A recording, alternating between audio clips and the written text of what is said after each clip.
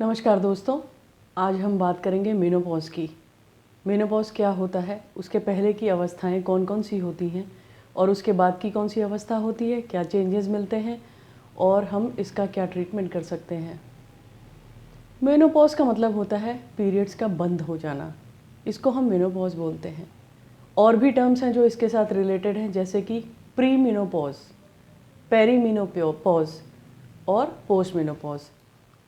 कई लोग pre menopause और पेरी मेनोपॉज़ को इंटरचेंजेबली यूज़ करते हैं, लेकिन इसमें थोड़ा फ़र्क होता है। पहले मेनोपॉज़ आप समझ लीजिए क्या होता है। Menopause complete cessation of menstruation को मेनोपॉज़ कहते हैं। मेनोपॉज़ की शुरुआत कब से होती है? शुरुआत हो जाती है जब एक स्त्री 35 साल से लेकर के 55 साल के बीच में ये चेंजेस होते हैं और फिर पीरियड फाइनली रुक जाता है। प्री मेनोपॉज़ और पेरी मेनोपॉज़ मेनोपॉज़ के पहले की स्टेट है। प्री मेनोपॉज़ होता है जब शुरू हो जाते हैं चेंजेस, जैसे मान लीजिए 35 साल की एक औरत है, उसमें प्री मेनोपॉज़ के सिम्टम्स नहीं आएंगे, बिल्कुल नॉर्मल रहेगी।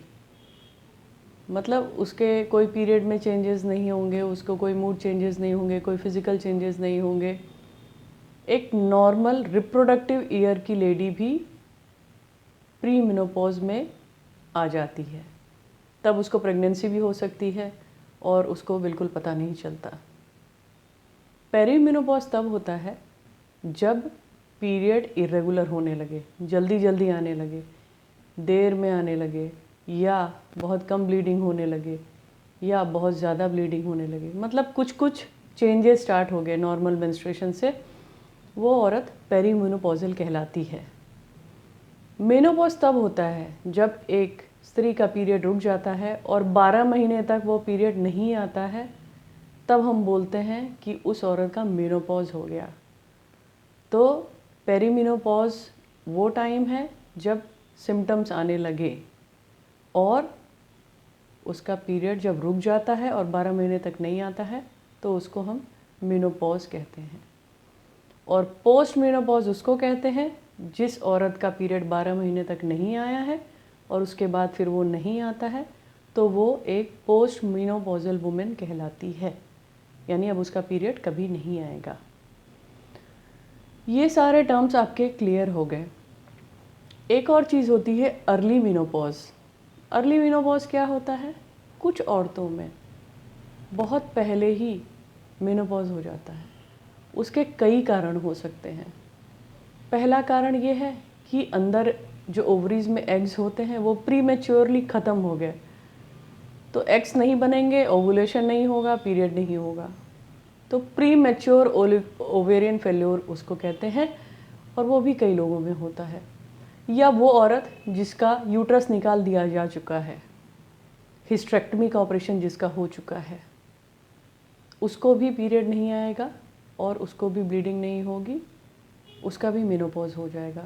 या उन औरतों को जिनके अंडाशय यानी कि ओवरी का ऑपरेशन कर दिया जा चुका होता है किसी कारण से, अगर कोई ओवरी में सिस्ट हो या ट्यूमर हो या कोई कॉम्प्लिकेशन हो जिसकी वजह से ओवरी का रहना उस स्त्री के लिए ज़्यादा खतरनाक होता है, तो उसकी ओवरीज़ को हम लोग ऑपरेट कर देते हैं। तो जिसकी उफरेक्टमी, उस सर्जरी का नाम होता है उफरेक्टमी, जो ओवरीज़ को निकाला जा चुका होता है, उन लोगों में भी ओवुलेशन नहीं होगा। अंडे जहाँ बनते हैं वहाँ है ही नहीं, तो अंडे बनेंगे नहीं, ओवुलेशन ही नहीं होगा, पीरियड भी नहीं होगा। तो ये सारे कारण हैं जिसमें ओवरीज जो है पहले से और कम उम्र में ही नॉन फंक्शनल हो जाती है, जो जेनेटिक भी हो सकता है। कुछ लोगों की फैमिली में ही होता है कि भाई बहुत कम उम्र से ही मेनोपॉज़ हो जाता है, ओवरीज जो है काम करना बंद कर देती हैं, तो उनको पीरियड नहीं आएंगे। तो दोस्तों, इसमें चेंजेस क्या क्या होते हैं ये जानना बहुत ज़रूरी है कि पेरीमेनोपॉज़ल और मेनोपॉज़ल और पोस्ट मेनोपॉज़ल लेडीज़ में क्या क्या चेंजेस मिलेंगे। पेरीमेनोपॉज़ल टाइम में पीरियड जो है इरेगुलर हो जाता है, जल्दी या देर में आ सकता है, ज़्यादा या कम ब्लीडिंग हो सकती है।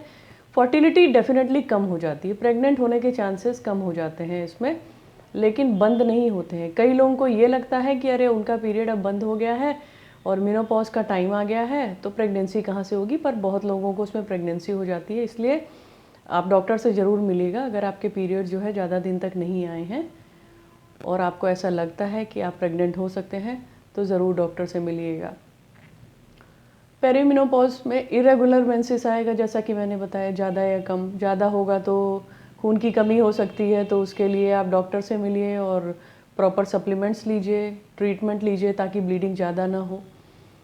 और इसके अलावा जो फिज़िकल चेंजेस होंगे उसमें क्या होता है कि वजाइना में ड्राइनेस हो जाती है और इचिंग होती है और इससे सेक्सुअल इंटरकोर्स में जो है दिक्कतें आती हैं और यूरिनरी प्रॉब्लम्स हो सकती हैं, जल्दी जल्दी यूरिन होना। यूरिनरी ट्रैक्ट इन्फेक्शन भी इसमें कॉमन हो जाता है, क्योंकि ड्राई वजाइना होती है तो बैक्टीरिया को ग्रो करने का जो है अपॉर्चुनिटी मिलती है, तो यूटीआई यानी यूरिनरी ट्रैक्ट इन्फेक्शन के चांसेस बढ़ जाते हैं। एक बहुत ही इम्पॉर्टेंट फीचर जो कि एसोसिएटेड है इससे, जिसको हम लोग हॉट फ्लशेस बोलते हैं। हॉट फ्लशेस क्या होता है कि पेरीमेनोपॉजल मेनोपॉजल वुमेन में मेनोपॉज के बाद भी कई सालों तक ये सिम्टम देखने को मिलता है। इसमें अचानक से चेहरे पे, गर्दन पे, सीने पे बहुत तेज़ी से गर्मी लगती है, पसीना हो जाता है, चेहरा लाल हो जाता है और डिज़ीनेस यानी चक्कर आने लगता है उस लेडी को। और ये दिन में कई बार हो सकता है हॉट फ्लशेस, और ये होता है हार्मोनल इम्बैलेंस की वजह से। जो हार्मोन्स पहले थे और वो अब नहीं है, तो फिर हार्मोनल इम्बैलेंस हो जाता है और ये हम लोगों को वेजोमोटर सिम्टम्स मिल सकते हैं।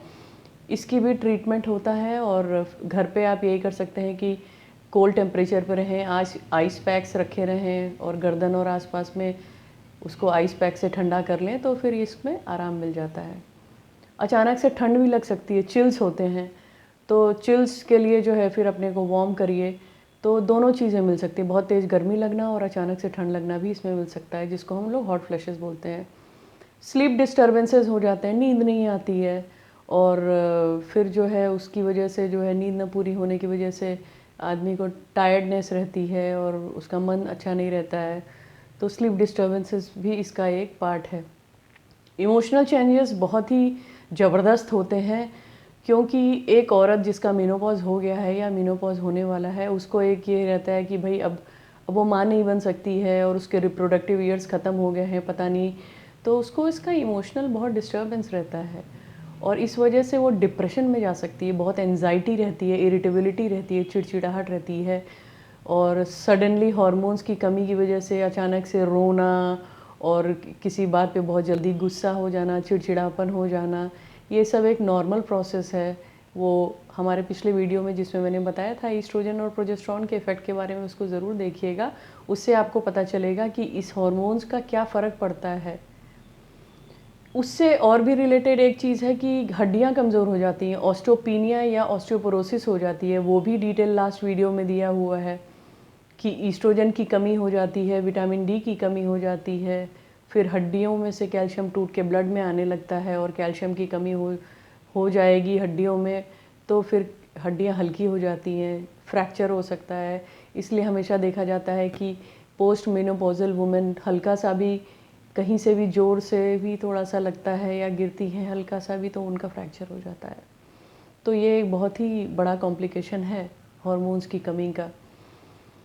फिज़िकल चेंजेस में और क्या देखने को मिलेगा कि जो एब्डोमेन में, पेट के आसपास के हिस्सों में फ़ैट बढ़ जाती है और क्या कहते हैं, इससे भी थोड़ा सा फिज़िकल अपीयरेंस चेंज होता है, तो भी औरतों के मन पे इसका बहुत असर पड़ता है। तो उसके लिए प्रॉपर एक्सरसाइज वगैरह करें, डाइट का नियंत्रण करें, वो ठीक रहेगा।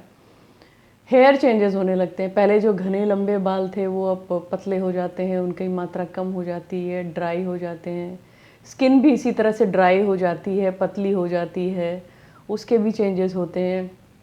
और यूरिनरी जो है इनकॉन्टिनेंस मैंने बता दिया, ये कभी कभी क्या होता है कि पेशाब जोर से लगती है तो बाथरूम जाने से पहले ही हो जाती है, क्योंकि जो नीचे की मसल्स हैं वो उनका टोन जो है लूज़ हो जाता है, वो उतनी स्टिफ और उतनी टाइट नहीं रह जाती हैं, तो यूरिन आते ही प्रेशर बनता है और यूरिन जो है निकल जाती है।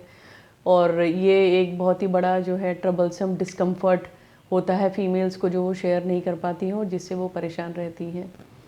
ब्रेस्ट में भी चेंजेस होते हैं, उसका फ़ैट कंटेंट कम हो जाता है, उसमें पेन हो सकता है, ये सारे चेंजेस हैं। अगर ज़्यादा होता है और प्रोलॉन्ग रहता है तो प्लीज़ डॉक्टर से मिलिए, क्योंकि मेनोपॉज के बाद ब्रेस्ट कैंसर का खतरा भी बढ़ जाता है, क्योंकि हार्मोन्स की कमी हो गई है।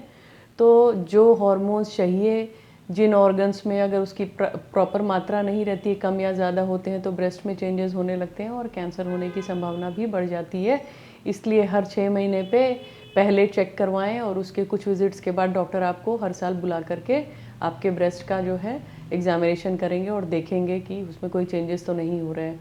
और स्पेशली अगर फैमिली हिस्ट्री है ब्रेस्ट कैंसर की, बहन में या माँ में या मौसी में कहीं किसी को भी रहा है, तो प्लीज़ ज़रूर जाइएगा डॉक्टर के पास। और इसके ट्रीटमेंट में यही है, लाइफस्टाइल चेंजेस करिए, प्रॉपर नींद लीजिए, प्रॉपर विटामिन सप्लीमेंट लीजिए, विटामिन डी, कैल्शियम लीजिए, विटामिन ई लीजिए, टोबैको का यूज़ मत करिए। लोकली जो है वेजाइना को लुब्रिकेट करने के लिए बहुत सारी मेडिसिन आती हैं, जिससे आपको वेजाइनल जो डिस्कम्फर्ट हैं वो नहीं होंगे, फिज़िकल कांटेक्ट में दिक्कत नहीं होगी उतनी। और रिलैक्सेशन टेक्निक्स फॉलो करिए, मेडिटेट करिए, अच्छा खाइए पिए और खूब अपने बॉडी को खूब एक्टिव रखिए, एक्सरसाइज करिए, मन को खुश रखिए। फिज़िकल एक्टिविटी बहुत ज़रूरी है। और एक एक्सरसाइज होती है केगल एक्सरसाइज। केगल एक्सरसाइज होती है जो कि नीचे की मसल्स को जो है स्ट्रेंथन करने के लिए होती है। उसको आप कैसे स्ट्रॉन्ग रख सकते हैं, अगर आप चाहेंगे तो केगल एक्सरसाइजेस के बारे में कोई वीडियो या लिंक मैं ज़रूर शेयर कर दूंगी, जिसको देख करके आप सब वो रोज़ 5-10 मिनट अगर वो एक्सरसाइजेस करेंगे तो यूरिनरी डिस्कम्फर्ट और ये सारी तकलीफ़ें कम होंगी, क्योंकि एक्सरसाइज करने से ब्लड फ्लो बढ़ेगा। और अगर ब्लड फ्लो नीचे के ऑर्गन्स में बढ़ा रहेगा, बना रहेगा, तो जो वेजाइनल ड्राइनेस और सेक्सुअल इंटरकोर्स की जो दिक्कतें हैं वो कम होंगी, यूरिनरी इनकॉन्टिनेंस कम होंगी और दवाइयों की आवश्यकता कम पड़ेगी। लेकिन ये है कि ये फ़िज़िकल चेंजेस होने हैं, सब में होते हैं, एज के साथ ये सारी चीज़ें नॉर्मल हैं। इसको एक्सेप्ट करते हुए प्रॉपर चेंजेस जो हो बिहेवियर में वो ले आइए, लाइफस्टाइल में ले आइए। ज़रूरत पड़े डॉक्टर से ज़रूर मिलिए और अपने आप को इस ट्रांजिशन में अपने आप को अकेला मत समझिए, अपनी फैमिली को इसके बारे में बताइए। और जो फैमिली मेम्बर्स हैं जिनके घर में बड़े लोग हैं, माताएं हैं या वाइफ हैं, जिनका पेरीमेनोपॉज मेनोपॉज वाली एज में जा रही हैं या जा चुकी हैं, उनका ध्यान रखिएगा, क्योंकि ये चीज़ फिज़िकल के साथ साथ एक बहुत बड़ा इमोशनल और साइकोलॉजिकल ट्रॉमा होता है और इसमें सबका सपोर्ट रहता है, तो वुमेन का ट्रांजिशन बहुत इजी रहता है। इसी के साथ दोस्तों, आई होप कि आपको ये टॉपिक क्लियर हुआ होगा। अगले टॉपिक के साथ आपसे जल्दी मिलूँगी, तब तक के लिए नमस्कार, अपना ध्यान रखिएगा, बाय।